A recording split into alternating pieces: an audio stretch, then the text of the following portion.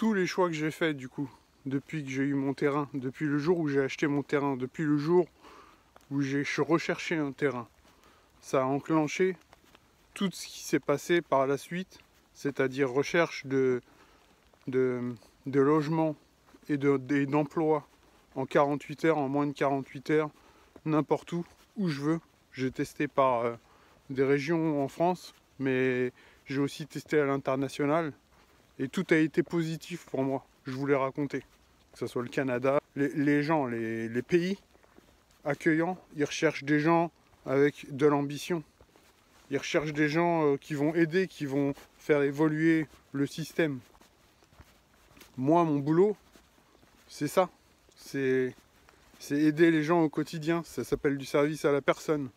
C'est un boulot d'avenir, c'est inévitable.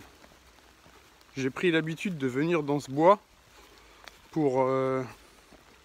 depuis le confinement, en fait, depuis les couvre-feux, etc. Ça m'a amené de plus en plus à venir ici, 3 fois par semaine, comme je vous l'avais dit.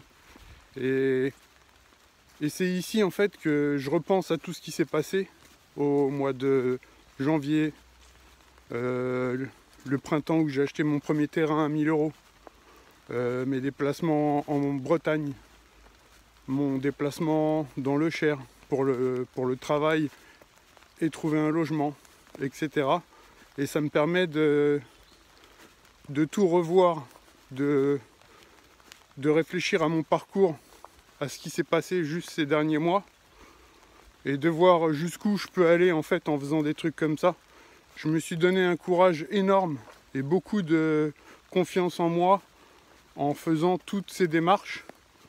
Trouver l'emploi, trouver le logement en 24 heures, 48 heures et dans une autre région. Ça veut dire on ne connaît pas de gens, on n'a pas de famille là-bas, on a juste le cadre qui est extra et je vais vivre là-bas, je travaille là-bas en 48 heures ou moins de 48 heures pour ma première expérience. J'aurais dit oui tout de suite pour le logement, j'ai préféré réfléchir.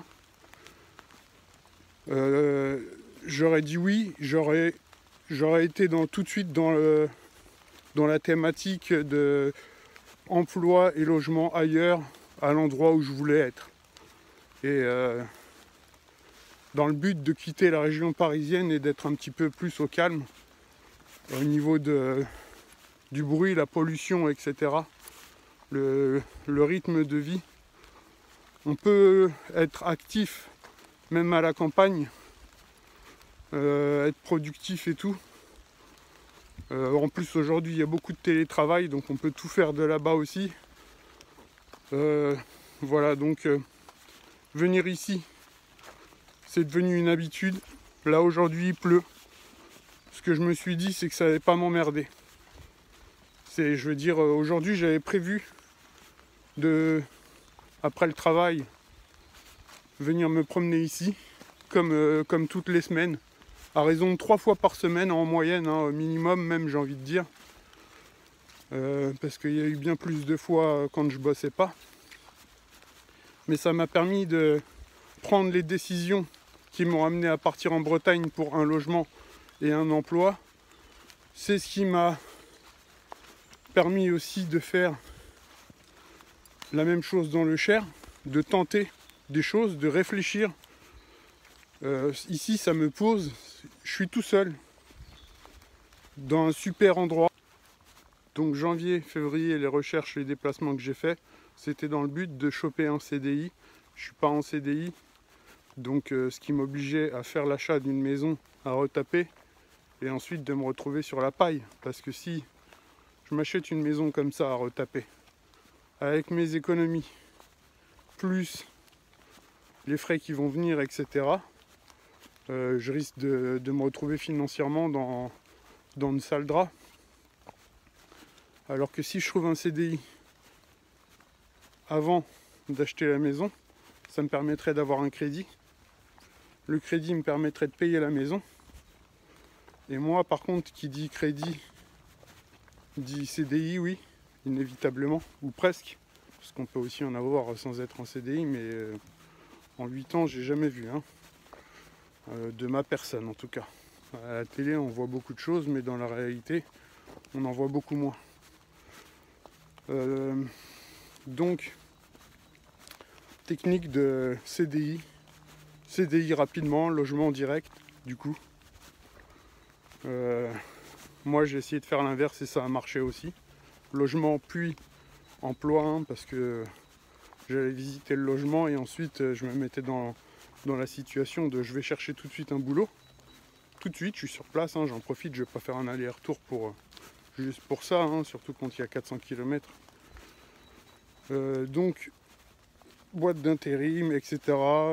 Tout de suite, j'ai anticipé. En fait, ça, j'y ai pensé pendant que j'y allais là-bas. C'est ce à quoi je pensais en arrivant là-bas. Je savais qu'en fait, je devais visiter l'appartement ou la maison pour le logement, mais je devais aussi, dans la foulée, et c'était me mettre en situation, je recherche un travail, tout de suite, j'habite là, il me faut un boulot. Qu'est-ce qu'on mange, quoi? Qu'est-ce qu'on graille? Donc il faut tout de suite se prendre en charge financièrement. Sinon, c'est la merde. Et puis sinon, on coule, quoi, tout simplement. Donc le plan, c'était de venir en forêt cet après-midi pour méditer sur tout ce qui se passe, tout ce qui s'est passé et tout ce qui va se passer sur mon compte. Hein, voilà. Et c'est pas la pluie qui va m'empêcher de faire ça. Je veux dire, ça fait déjà plusieurs mois, dû au confinement, comme je vous ai dit, que la balade en forêt s'est imposée. C'est mis en place dans le planning quotidien parce que c'était une manière au début de ne pas péter les plombs, en fait, tout simplement. Même si je bosse dehors, avoir ce moment et tout, puis sortir, c'est vraiment embêtant. Donc là, ça va, depuis des mois, on peut sortir 2 jours, on est juste confiné en mode couvre-feu, quoi, à 18h, mais au moins ça nous permet d'aller se balader en forêt. Moi, ce que je fais, de toute façon, c'est pas que par rapport au Covid, c'est que je viens me ressourcer dans cette forêt. Ça me permet de réfléchir à tout ce que j'ai fait, tout ce que je vais faire, et tout ce que je dois faire. En fait, je me suis mis en tête certaines choses qui font que maintenant on peut pas me dévier de ma trajectoire. J'ai un objectif, venir ici, en fait, c'est synonyme de mon objectif. Ça veut dire, c'est un début de oh, je vais pas me trouver une excuse bidon. Pour certains, ça peut ne pas paraître bidon, il pleut, donc c'est normal qu'on n'aille pas en forêt, on va pas aller dans la gadoue ou quoi. Moi, je m'en fous de tout ça. L'objectif, c'était de venir ici, de pouvoir recharger mes batteries. Et de pluie ou pas pluie, ça change rien en fait. C'est un peu moins agréable, c'est sûr. Mais c'était le programme. Et je savais qu'ensuite, il allait se passer des choses, dont cette vidéo finalement. Je me suis dit que je parlerais de tout ça pour un petit peu éclaircir toutes mes dernières vidéos qui sont faites à moitié, hein, pour pas dire autre chose. Donc voilà. Donc c'est important de ne pas perdre le nord, de se mettre des trucs en place qui permettent, moi entre autres, c'est un truc qui est gratuit ici, c'est pas payant. C'est-à-dire que j'ai pas besoin d'aller dans des soirées, payer des trucs et tout, voir du monde, j'ai pas besoin de tout ça pour mon projet. Ça m'éloignerait de mon projet en plus, de mon but ultime. Enfin, je dis ultime, c'est bien de se dire ultime parce que ça fait vachement sérieux dans sa tête. On se dit c'est bon, c'est la priorité. C'est pas je veux rouler en Ferrari, c'est pas je veux une villa, c'est pas. Non, on pourrait souhaiter tout ça et espérer tout ça. Bon, après, faut garder les pieds sur terre un minimum. Il y a des choses qui sont faisables et d'autres non. Tout dépend aussi. Tout dépend la situation de chacun. Voilà. Donc c'est important de venir ici. Ça permet d'avancer en fait dans le projet. Je sais qu'en venant ici, j'avance dans mon projet. Même si juste je suis en train de marcher. Je suis en train de marcher dans une forêt, dans un bois. C'est tout ce que je fais visuellement. Mais au fond de moi, je sais ce que je fais là. Je continue de me blinder et de penser à mon projet. Ça me rappelle mon projet. C'est ce qui m'a donné envie d'acheter mon premier terrain. C'est ce qui me... Ça a été un booster en fait. Peut-être que je vais bientôt m'arrêter parce que ça sera plus mon boost. Peut-être que mon boost aura évolué en mieux ou en moins bien. Là, depuis un certain temps, hein, vous avez vu, ça fait au moins 3 ou 4 mois que je fais mes vidéos ici. À défaut de ne plus avoir de terrain aussi, hein, c'est sûr, hein, sur le terrain, je faisais une vidéo pour montrer un petit peu l'avancement de mes projets et tout. C'était plus de l'amusement, comme vous avez pu le voir. C'était pour couper le stress parisien le week-end. Pour une personne qui n'a pas l'habitude de venir en forêt et qui cherche à trouver de l'inspiration, c'est vrai que le premier jour ça peut être difficile, mais rapidement dans cette première balade on comprend certaines choses. On se dit, on perd le fil un petit peu du fait que ça nous plaise pas, du fait que on ait d'autres choses à faire, du fait que il faut penser à d'autres choses. Donc venir ici pour une première fois, c'est que bénéfique. Ça peut amener à multiplier cette sortie qui peut se mettre en place hein, assez facilement, c'est gratuit. Venir en forêt pour apprendre finalement de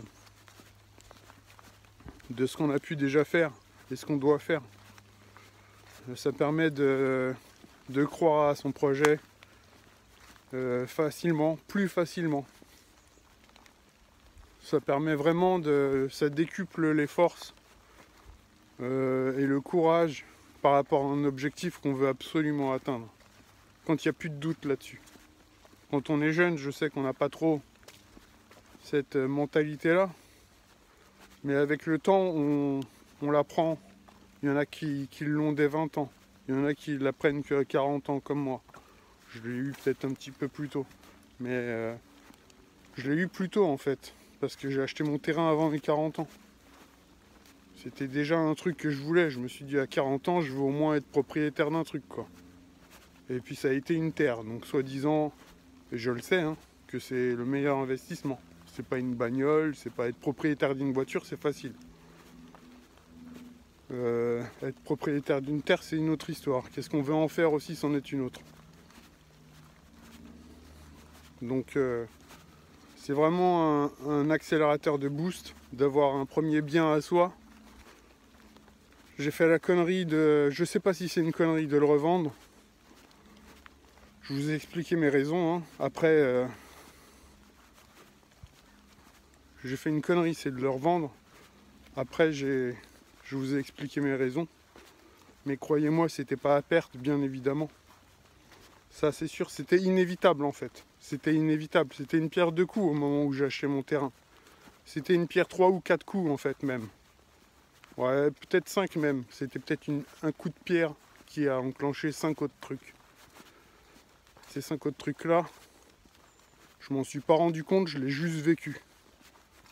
Mais en venant ici dans la forêt, je me suis rendu compte que ce qui m'a amené à acheter ce terrain, c'était une certaine motivation, que ce départ de motivation a enclenché inévitablement d'autres choses, c'est-à-dire faire l'acquisition d'un terrain qui soit constructible en plus, alors que c'était que pour faire du potager, que finalement je leur vends 3 ans plus tard pour esquiver, pour pas me faire avoir en fonction de la législation. En toute honnêteté et tout, il n'y a pas de... J'ai rien fait de bizarre hein, dans tout, j'ai tout fait aux normes. Je veux dire, j'ai respecté les lois, j'ai